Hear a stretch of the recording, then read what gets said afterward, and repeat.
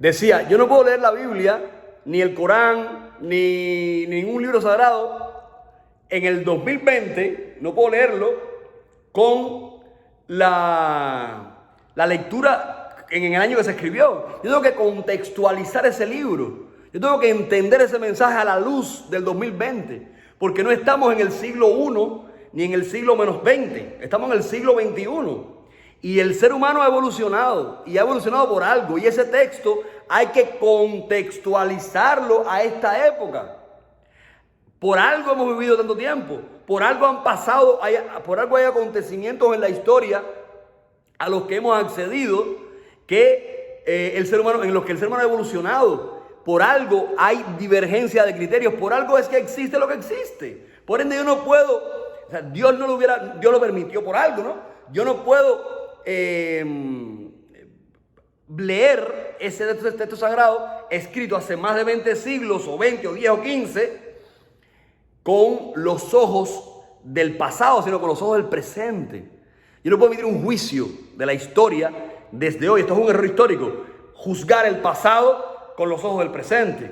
Hay que ir al pasado y estudiarlo ahí. Pero a la hora de aplicar ese texto en este presente, tengo que contextualizarlo e interpretarlo a este presente, traerlo a este presente.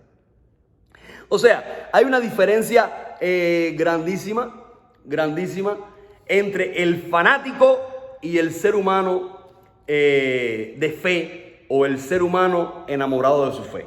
El fanático es el miedoso, el fanático es el que actúa de manera irracional. El ser enamorado de la fe, el ser religioso de fe, no es un fanático, es una persona que profundiza y que no está esclavizado, no es esclavo de nada. Yo cruzaba una vez la línea del tren en un taxi por allá por La Habana, y entonces me santiguaba para saludar a Ogún, y me decía el chofer, ¿y tú por qué haces eso? Y yo le dije, porque estoy saludando a Ogún, que para mí vive aquí en la línea del tren. Y dice, tú siempre tienes que hacer eso cada vez que pasa por la línea del tren. Digo, yo no tengo que hacerlo. Yo lo hago libremente, yo opto libremente por esto que estoy haciendo.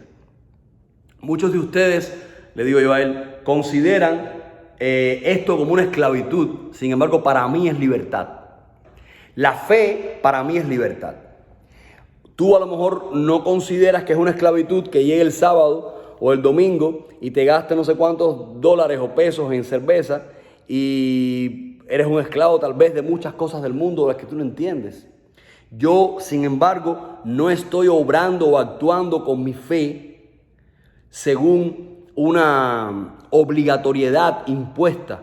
Yo libremente opté por mi fe. Y esta opción libre que yo hago por mi fe me libera aún más, porque me hace definitivamente optar por la vida espiritual. Yo tengo más, le decía este hombre, tengo más, gano mucho más invirtiendo en el espíritu que invirtiendo en la materia. Porque ¿de qué le vale al hombre ganar el mundo entero si pierde su alma? ¿De qué nos vale andar por la vida infelices, amargados y tristes, llenos de millones, si ¿para qué nos sirve? Si estamos todos destrozados espiritualmente. Pero si tenemos alegría, felicidad y tenemos una vida en el espíritu perfectamente fuerte, gracias a Dios hay que defenderla y cuidarla. Me lo repito primero que a nadie. Pues entonces sí valdrá la pena cualquier cosa que alcancemos en la tierra. ¿Cómo vivir entonces una vida de fe sin fanatismo? Lo primero es que hay que entender que la religión no es el fin. Ella es el medio para salvarme a mí y para salvar a los demás. La religión es el medio para amar más. La religión es el medio para abrazarnos más. La religión tiene que animarme a querer a todos los seres humanos. La religión tiene que animarme a respetar a los seres humanos. El respeto es la primera dimensión del amor. La religión tiene que animarme a luchar por los derechos de los otros como yo, a levantar mi voz, no para ofender o para dañar, sino para defender a aquellos que son iguales a mí. La religión tiene que darme dignidad para yo reconocer dónde estoy fallando y levantarme de ese fallo y convertirme en un mejor ser humano. Y que de esa conversión de mejor ser humano pueda ayudar a los demás a convertirse en un mejor ser humano. La religión no es un medio para imponer mi fe a aquellos que no crean en ella. La religión tiene que ayudarme, mi fe tiene que ayudarme una fe de un no fanático, tiene que ayudarme para yo comprender que otros no tienen por qué creer en lo que yo creo. No tienen por qué reconocer la fe como yo la reconozco, pero esos otros sí tienen que respetarme y yo respetar entonces también el camino que ellos tengan. La fe tiene que enseñarme a respetar la diversidad. El mundo es diverso. Usted ve que hay cientos de tipos de flores, de rosas, de árboles, de plantas, colores diferentes de árboles, inclusive cientos de especies de animales, de aves, de peces. El mundo es diverso, señores. ¿Y por qué razón, si el mundo es diverso, no pueden haber seres humanos diversos, con distintos tipos de religión, con distintas maneras de expresar su fe en Dios, con distintos puntos de vista de cómo ver a Dios? ¿Por qué no? ¿Por qué no? Mi fe tiene que animarme a respetar esa visión de ellos. Mi fe tiene que animarme a convivir con ellos en el amor, en la paz, respetándonos, comprendiéndonos y entendiendo que donde termina mi libertad, empieza la tuya, o donde empieza la tuya, termina la mía. Esto es muy importante. Hubo en Cuba, en la década del 80, a principios del 80, un fervoroso fanatismo en nombre de la Revolución Cubana.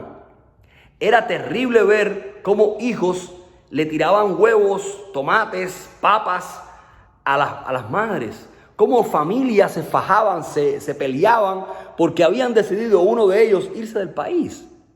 Alguien decidía en ese momento, después de aquel atentado a la Embajada del Perú, irse del país. Decidieron adherirse a esa ley de todo el que se quiera y que se vaya. Y por sencillamente el gobierno, sabemos que fue el gobierno, esto es más que evidente, organizó a través de determinadas organizaciones de masa, organizó los famosos actos de repudio. Y usted veía, yo tenía 4 añitos, y ahora me doy cuenta que cuando yo niñito veía un tumulto, quería estar en el tumulto, pero yo ni me acuerdo, yo tenía 4 años o menos, no había cumplido los 4, tenía 3 años y pico, y imposible con 3 años acordarme de nada de aquello, pero usted veía, hay videos en YouTube, cómo le golpeaban a las personas con papas que ahora no hay en Cuba, con huevos que ahora no hay en Cuba, con tomates que tampoco hay en Cuba. O sea, todo lo que falta hoy es karma, tal vez, que ha caído sobre ese pueblo nuestro. Karma por haber golpeado a tantas personas inocentes botando la comida que hoy no tienen. Me cuentan que una señora del CDR, una señora por la esquina de Texas por Toyo creo que fue. Dice que la señora, la presidenta del CDR le tiró muchos huevos y ella vino para acá. Imagínate, acabaron con ella. Había personas que le daban con cabillas, con hierro, que le sangraban, que le partieron la cabeza. Fue horroroso, en nombre de una idea, señores. Este cuento es cómico. Y esta mujer viene para acá y pasan los años y ella regresa a Cuba cuando ya todo puede, pero ella regresó con dinero. Y ella le compró un cartón de huevos. Ya en Cuba no habían huevos, los huevos eran, o sea, que se dan 6 por persona, no sé cómo será la cosa ahora. Compró un cartón de huevos y se lo llevó a la presencia de aquella época y se los puso en su casa. No sé si se le habrá pedido perdón, no se lo tiró, se lo regaló para que pudiera comer. Un buen ejemplo, esto es karma, el karma pasa, ¿no? El karma ocurre, el karma existe. O sea, que en nombre de una idea absurda, por ende, pero vamos a creer que podía funcionar aquella idea en ese momento, los seres humanos se golpeaban entre sí. Porque usted decidía irse del país, le caían a golpe. O le llenaban su casa de huevos y de cosas y le gritaban improperios. Y lo ofendían. Y le decían cosas horribles. Era algo terrible. Eso es fanatismo. Eso es fanatismo. Personalidades de la cultura cubana. Artistas, poetas que hicieron esas cosas. Eso es fanatismo. Eso es caer en una ola, una psicología de la masa. Podríamos estudiarlo por ahí, en esa ola, y ser totalmente manipulables, para poder ir y atentar contra otro ser humano que no ha hecho nada, que lo que está haciendo es decidir su camino en otro país, querer irse porque no estoy de acuerdo con este proceso y sencillamente me quiero ir del país. ¿Por qué tienen que golpearme? ¿Por qué tienen que tirarme tomate, huevo? ¿Por qué tiene que pasar eso?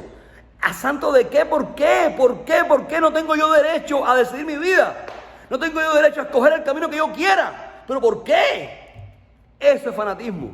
Pero es que ese estilo también ocurrió o ocurre en las iglesias. Podemos hablar de la Inquisición, en el medioevo. Podríamos hablar de muchas cosas en la historia de las religiones, de las iglesias o de la fe. Y hoy en día también ocurre, a mayor o menor grado, como en nombre de una religión, en nombre de una supuesta fe, nosotros desgraciadamente nos convertimos nos comportamos como fanáticos y como el antagónico del ser humano, como los enemigos número uno del ser humano. Tenemos que acabar con el fanatismo y el termómetro está en el humanismo. El termómetro del fanatismo está en no sentir miedo. El hombre de fe no tiene miedo. El enemigo más grande de la fe no es más que el miedo. Una persona con fe y con confianza en Dios no tiene miedo. Padre, diría el santo cura de Ars, me pongo en tus manos, haz de mí lo que quieras, sea lo que sea.